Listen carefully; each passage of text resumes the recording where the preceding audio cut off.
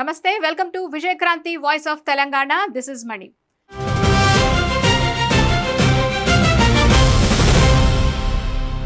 తెలంగాణ ప్రజలకు good news. మరీ ముఖ్యంగా అన్నదాతకు మరింత ఆనందం నింపే వార్త ఇది. కొన్నేండ్లుగా వివాదాల్లో చిక్కుకుపోయిన పలు నీటిపారుదల ప్రాజెక్టులకు లైన్ క్లియర్ అయింది. గతంలో కేంద్ర ప్రభుత్వం ఇచ్చిన ఓ కీలక మెమోను రద్దు చేస్తూ సుప్రీంకోర్టు తెలంగాణ ప్రభుత్వానికి అనుకూలంగా తీర్పు చెప్పింది. ఆ ప్రాజెక్టులేంటి, ఎన్నేండ్లుగా అవి వివాదాల్లో చిక్కుకున్నాయి, కేంద్రం ఇచ్చిన మెమో ఏంటి, సుప్రీం తీర్పుతో జరగబోయే మేలేంటి అన్న విషయాలను ఈ వార్తలో తెలుసుకుందాం.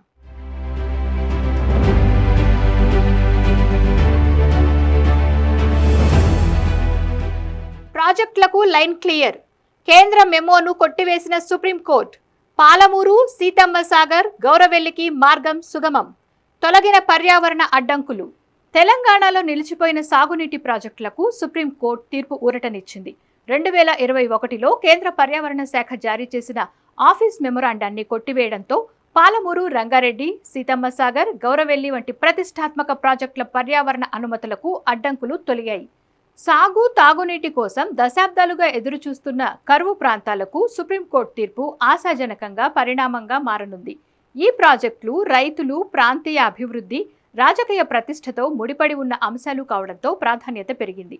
ఒక్కసారి ఆ కేసు ఏంటన్నది బ్రీఫ్గా చూస్తే 2021లో కేంద్ర పర్యావరణ, అటవీ, వాతావరణ మార్పుల మంత్రిత్వ శాఖ మెమొరాండం జారీ చేసింది.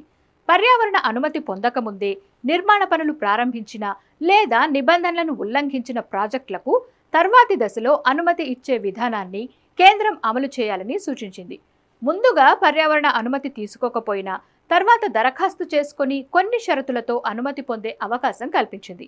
అయితే పర్యావరణ కార్యకర్తలు, పలు స్వచ్ఛంద సంస్థలు ఈ విధానాన్ని సవాల్ చేస్తూ సుప్రీంకోర్టును ఆశ్రయించాయి. పర్యావరణ ప్రభావాన్ని ముందుగానే అంచనా వేసి అనుమతి ఇవ్వాల్సిందే తప్ప ప్రాజెక్ట్ ప్రారంభమైన తర్వాత అనుమతి ఇవ్వడం పర్యావరణ పరిరక్షణ చట్టం ఉద్దేశానికి విరుద్ధమని వారు వాదించారు.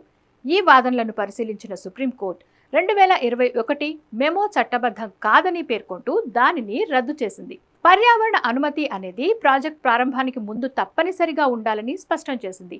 ఈ క్రమంలో పాలమూరు, రంగారెడ్డి, సీతమ్మ సాగర్, గౌరవెల్లి వంటి తెలంగాణలోని కొన్ని నీటిపారుదల ప్రాజెక్టులు పర్యావరణ అనుమతుల అంశం కూడా కొంతకాలంగా వివాదాస్పదంగా మారింది.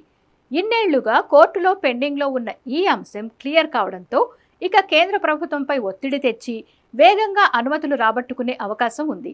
దీంతో ప్రాజెక్టులు వేగంగా పూర్తయి రాష్ట్ర రైతాంగం సాగునీటి అవసరాలు తీరనున్నాయని ఆశాభావం నెలకొంది. వీడియో నచ్చితే లైక్, షేర్, సబ్స్క్రైబ్ చేయండి.